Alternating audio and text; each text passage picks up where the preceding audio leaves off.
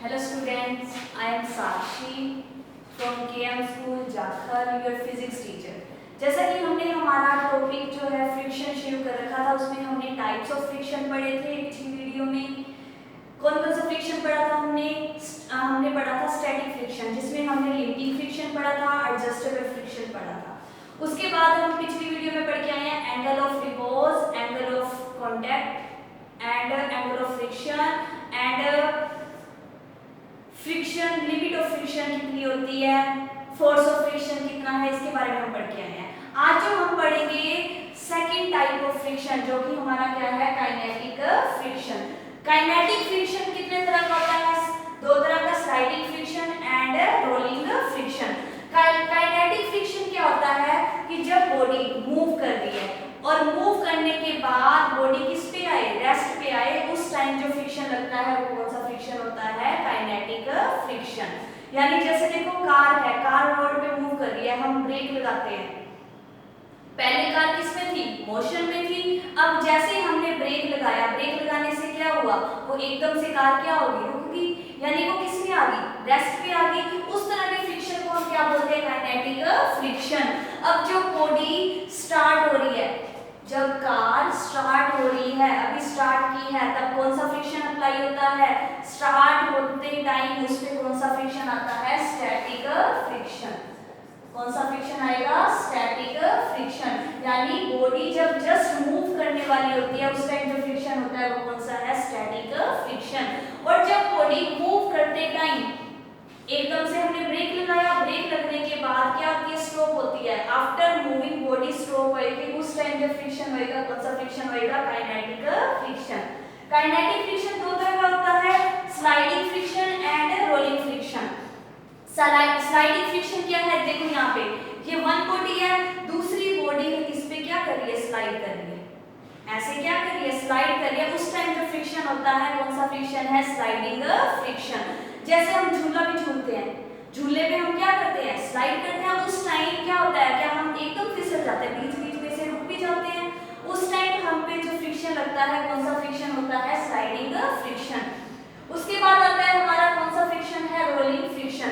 Rolling friction क्या होता है, जब एक बॉडी दूसरी बॉडी पे क्या करती है, रोल करती है। सिलेंडर की बात करें, सिलेंडर क्या कर रहा है, रोल कर रहा है, ठीक है, किसके ऊपर रोल करके लेके जाते होते हैं, हम अर्थ के ऊपर रोल करते हैं ऐसे, उस टाइम जो फ्रिक्शन लगता है वो कौन सा फ्रिक्शन है, रोलिंग फ्रिक्शन। दूसरी बात करें, कार का व्हील है, कार का टायर है, क्या होता है, सड़क के ऊपर, रोड के ऊपर क्या कर रहा है, ऐसे रोल रोल क्या कर रहा है, घूम रहा है, उस टाइम जो फ्रिक्शन लगता है कौन सा फ्रिक्शन है, रोलिंग फ्रिक्शन। तो देखो स्लाइडिंग फ्रिक्शन क्या है, the force of friction which come into play when one body slides over other body. यानी जब एक बॉडी दूसरी बॉडी पे स्लाइड करेगी, उस टाइम जो फ्रिक्शन होगा कौन सा फ्रिक्शन होगा, sliding friction. For example when A wooden block is pulled और पुश्ड, या तो उसको खींचा जाता है, पुल का मतलब खींचना, पुश का मतलब क्या करना, उसको धक्का मारना, ओवर द ग्राउंड, कहां पे, ग्राउंड पे एक वुडन ब्लॉक को क्या किया जाता है, या तो पुल किया जाता है या क्या किया जाता है, पुश किया जाता है, देन उस टाइम जो फ्रिक्शन होता है कौन सा फ्रिक्शन होता है, स्लाइडिंग फ्रिक्शन। उसके बाद हम बात करते हैं रोलिंग फ्रिक्शन की। रोलिंग फ्रिक्शन क्या होता है, the force of friction which comes into play when one body rolls over other body। यानी जब एक बॉडी दूसरी बॉडी पे क्या करेगी, ऐसे रोल करेगी, सर्कुलर मोशन में क्या करेगी, रोल करेगी, उस टाइम जो फ्रिक्शन होता है कौन सा फ्रिक्शन है, वो rolling friction. For example when wheel rolls over the road, जैसे कार के व्हील है, पहिए हैं, यानी टायर्स हैं, वो रोड पे क्या कर रहे हैं, रोल कर रहे हैं, उस टाइम जो फ्रिक्शन होता है कौन सा फ्रिक्शन है, रोलिंग फ्रिक्शन। इसका देखो ग्राफ, देखो लिमिटिंग फ्रिक्शन की बात करें, ग्राफ बिटवीन लिमिटिंग फ्रिक्शन और कौन सा, फोर्स ऑफ फ्रिक्शन। यानी फोर्स ऑफ फ्रिक्शन हमने कई तरह के पढ़े हैं, लिमिटिंग पढ़ा है, स्लाइडिंग पढ़ा है, रोलिंग पढ़ा है, ठीक है। तो लिमिटिंग फ्रिक्शन क्या होता है, जब हम अप्लाई करेंगे फोर्स, एक लिमिट तक बॉडी किस पे रहेगी, रेस्ट पे, उसके बाद यहाँ पे बॉडी किस में आ गई, मोशन में। तो यहाँ तक बॉडी की लिमिट किस में थी, रेस्ट तक थी, उसके बाद बॉडी किस में आ गई, मोशन में। तो यहाँ तक बॉडी पे कौन सा फ्रिक्शन अप्लाई हो रहा है, limiting friction.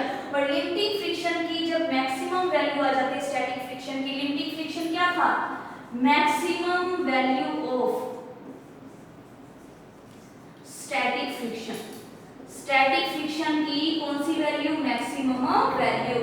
Maximum value of static friction को हम क्या बोलते हैं? Limiting friction. यानी जब बॉडी उस लिमिट तक रेस्ट पे रहेगी, ठीक है, अब लिमिट जैसी बॉडी की क्या होगी? खत्म होगी, तो बॉडी किसमें आ जाएगी? मोशन में। हमने पिछली वीडियो में ये सारा करके आए हुए हैं, मैंने एक्सप्लेन किया था, ठीक है। तो यहाँ पे लिमिटिंग फ्रिक्शन के बाद बॉडी क्या होगी? मोशन में आ गई, यानी या तो उसके पास कौन सा फ्रिक्शन होएगा? स्लाइडिंग फ्रिक्शन होएगा, या कौन सा होएगा? Rolling friction. यानी कौन सा फ्रिक्शन आएगा बॉडी के पास? Kinetic friction. तो ये था graph between applied force and force of friction. उसके बाद हम बात करते हैं कि जब बॉडी, एक बॉडी दूसरी बॉडी पे क्या कर रही है? स्लाइड कर रही है, उस टाइम बॉडी के पास मोशन है, उसकी वेलोसिटी कम हो रही है। कभी पहले तो एकदम से स्लाइड करेगी, फिर क्या होगी? धीरे धीरे वेलोसिटी क्या हो रही है? चेंज हो रही है। तो वेलोसिटी का चेंज होना हमें क्या देता है? एक्सेलरेशन। तो हम निकालेंगे acceleration of body sliding down a rough inclined plane. यानी एक बॉडी है रफ इंक्लाइंड प्लेन पे क्या कर रही है? स्लाइड कर रही है। यहाँ पे देखो, ये मैंने एक प्लेन लिया, जैसे ये ले लो, ये बॉडी दूसरी बॉडी पे पड़ी है, इसको मैंने उठाना शुरू कर दिया। ये जो एंगल बना था इसे हम क्या बोलते हैं? Angle of repose. क्या बोला था? Angle of repose. पिछली वीडियो में हम करके आए हैं, ठीक है, पिछले लेक्चर में हमने किया था।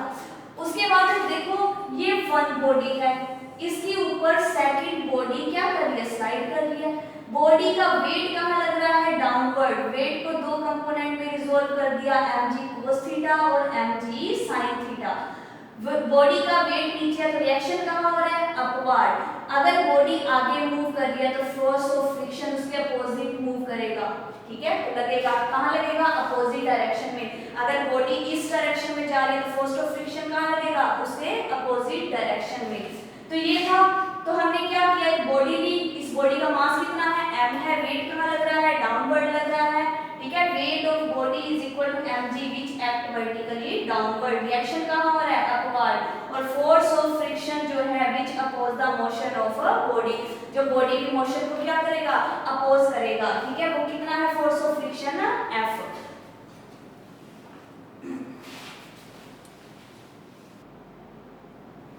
तो देखो, एक्सेलरेशन निकालेंगे कि जब बॉडी स्लाइड कर रही है, कहाँ पे स्लाइड कर रही है? इंक्लाइंड प्लेन पे। देखो, एक बॉडी यहाँ पे स्लाइड कर रही है, इसका वेट कहाँ है? डाउनवर्ड। रिएक्शन कहाँ हो रहा है? अपवर्ड। देखो, जो वेट है वो ऐसे लगेगा, ना तो ये एक्स एक्सिस में, ना ही किसमें? वाई एक्सिस में। तो हमने दो कंपोनेंट में रिजॉल्व कर दिया, इधर एक्स एक्सिस, इधर कौन सा? Y axis. ये देखो, mg cos theta and mg sin theta. Body आगे की तरफ मूव कर रही है तो फोर्स ऑफ फ्रिक्शन कहाँ लगेगा? बैकवर्ड में। तो देखो, यहाँ पे हमने क्या किया? mg को टू कंपोनेंट में क्या कर दिया? रिजॉल्व कर दिया। फर्स्ट क्या है? mg cos theta, mg cos theta which is equal to and opposite to the normal reaction। यहाँ पे देखो, cos थीटा कहाँ है? डाउनवर्ड है। रिएक्शन कहाँ है? अपवर्ड। तो दोनों की डायरेक्शन, एक नीचे है, एक कहाँ है? अपवर्ड। एक डाउनवर्ड है, एक कहाँ है? अपवर्ड। तो दोनों की डायरेक्शन क्या है? Equal and opposite. तो यहाँ पे क्या है?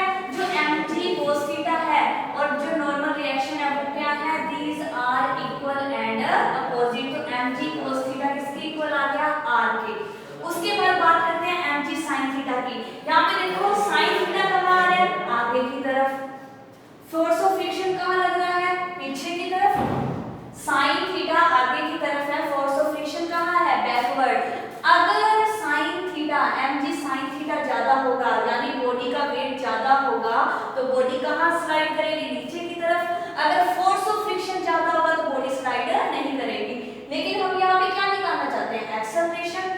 एक्सेलरेशन तो हमें तब मिलेगा जब बॉडी नीचे की तरफ क्या करेगी? स्लाइड करेगी। यानी हमारा mg sin थीटा बड़ा होगा, किससे ज्यादा होगा?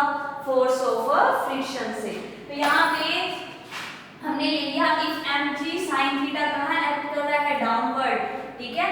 उसके बाद अगर mg sin theta force of friction से ज्यादा होगा, देन बॉडी क्या करेगी? एक्सेलरेट करेगी। कहाँ? डाउनवर्ड, यानी नीचे की तरफ क्या करेगी? मूव करेगी। तो नेट फोर्स उसमें कितनी लगेगी? नेट फोर्स हमने स्मॉल f से लिया, किसकी इक्वल होएगा? mg sin थीटा ज्यादा है, उसमें से फोर्स ऑफ फ्रिक्शन क्या कर दिया, माइनस कर दिया। अब कितनी ज्यादा है फोर्स ऑफ फ्रिक्शन को क्या कर दिया, माइनस कर दिया। अब हमें पता है बॉडी क्या है, बॉडी के पास मास है, नीचे की तरफ मूव कर रही है, उसके पास क्या है, एक्सेलरेशन है। तो हमने न्यूटन सेकंड लॉ पढ़ा है, फोर्स किसकी इक्वल होती है, मास इनटू एक्सेलरेशन। तो इसको हमने यहाँ पे सब्स्टिट्यूट किया, इक्वेशन इसको 1 मान लो, 1 में हमने सब्स्टिट्यूट कर दिया, ठीक है। तो यहाँ पे स्मॉल f की जगह मैंने क्या लिख दिया, m एक मास इनटू एक्सेलरेशन, और इधर mg sin theta minus capital F, इसको इक्वेशन नंबर 2 मान लिया। अब हमने पढ़ा है F क्या होता है, न्यू के इनटू r, ये है force of kinetic friction. r की वैल्यू यहाँ से हमने अभी निकाली, कितनी है, mg cos थीटा, यहाँ पे r की जगह क्या सब्स्टिट्यूट कर दिया, mg cos थीटा। अब इस पूरी इक्वेशन को, ये जो f की वैल्यू आई है यानी फोर्स ऑफ फ्रिक्शन की वैल्यू आई है, इसको इक्वेशन नंबर 2 में हम क्या कर देंगे, सब्स्टिट्यूट। तो इक्वेशन नंबर 2 क्या बनेगी, mass into acceleration is equal to mg sin theta. ऐसे ही f की जगह क्या पुट करेंगे, म्यू के coefficient of kinetic friction mg cos theta, यानी r की जगह हमने इसको लिया था। उसके बाद देखो बोथ साइड से m कॉमन है, इधर भी m है, m से m क्या हो जाएगा, कैंसिल। तो यहाँ क्या रह गया, g sin थीटा म्यू के g cos थीटा। यहाँ से क्या कॉमन आ रहा है, g कॉमन आ रहा है, तो ये हमारे पास क्या आ गया, टोटल एक्सेलरेशन। जब वन बॉडी क्या कर रही है, स्लाइड कर रही है किसके ऊपर, अनदर बॉडी के ऊपर। उसके बाद हम करेंगे हमारे कुछ एडवांटेज और डिसएडवांटेज क्या है फ्रिक्शन की। तो एडवांटेज और डिसएडवांटेज देखो, डिसएडवांटेज क्या है हमारे फ्रिक्शन के। तो देखो सबसे पहला डिसएडवांटेज है, significant amount of energy of a moving object is wasted in the form of heat energy. कहते हैं कि जब एक बॉडी दूसरी बॉडी पे क्या कर रही होती है, मूव कर रही होती है, उस टाइम एनर्जी का क्या होता है, लॉस होता है। किस फॉर्म में लॉस होता है, हीट की फॉर्म में क्या होता है, लॉस होता है।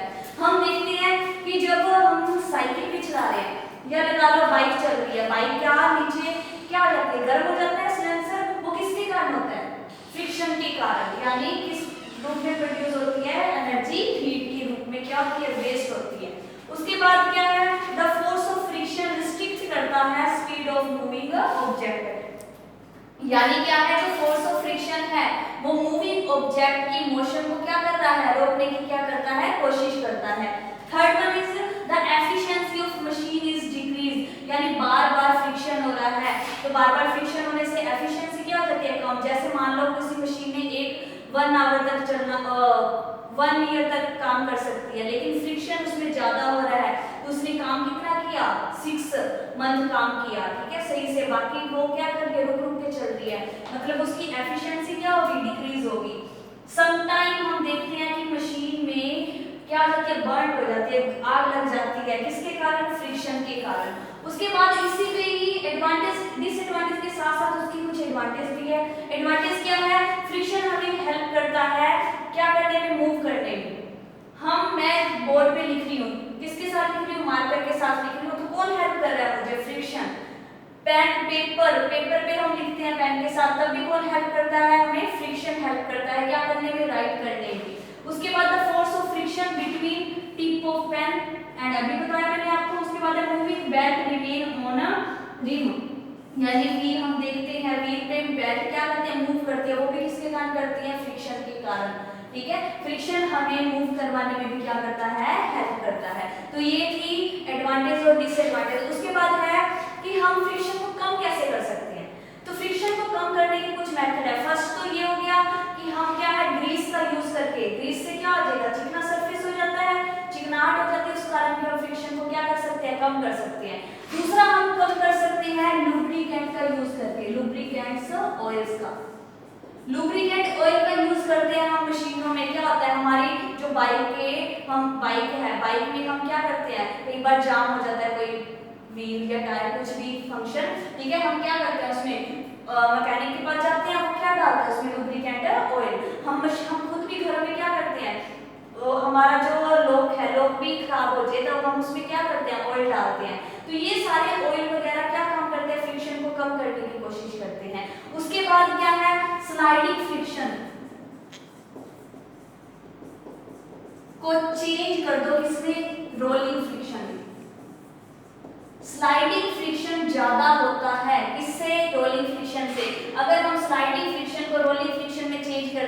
भी हम फ्रिक्शन की वैल्यू को क्या कर सकते हैं, कम कर सकते हैं।